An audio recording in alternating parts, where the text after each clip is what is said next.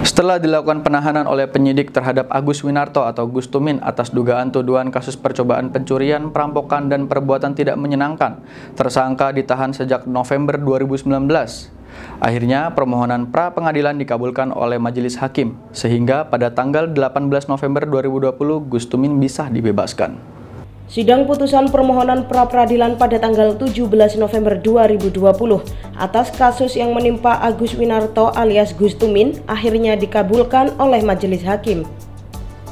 Hal itu dikarenakan kasus yang menyeret nama Gus Tumin dengan tuduhan percobaan pencurian, perampokan, dan perbuatan tidak menyenangkan dinilai cacat hukum. Agus Tumin dibantu dengan kuasa hukumnya Nur Hayat dari Pos Bantuan Hukum Advokat Indonesia Kabupaten Banyuwangi berhasil memenangkan perkara setelah melalui sidang sebanyak 7 kali. Akhirnya Gus Tumin bisa dibebaskan pada 18 November 2020. Dari hasil persidangan tadi Majelis Hakim tinggal membacakan putusan, yaitu dari pokok putusan saja ya. Putusannya pertama menyatakan penahanan yang dilakukan oleh penyidik itu cacat hukum, terus penangkapan juga cacat hukum, sehingga diperintahkan untuk mengeluarkan tersangka dalam hal ini Agus Tumin dari tahanan, seperti itu.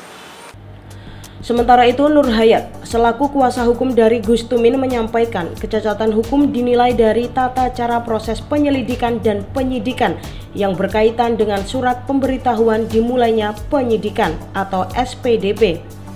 Karena seharusnya setelah 7 hari dilakukan penyelidikan diberitahukan kepada pihak keluarga tersangka.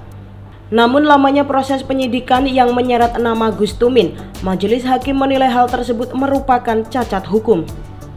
Dengan hasil keputusan sidang tadi, gimana Bu tanggapannya Bu? Ya tentunya senang.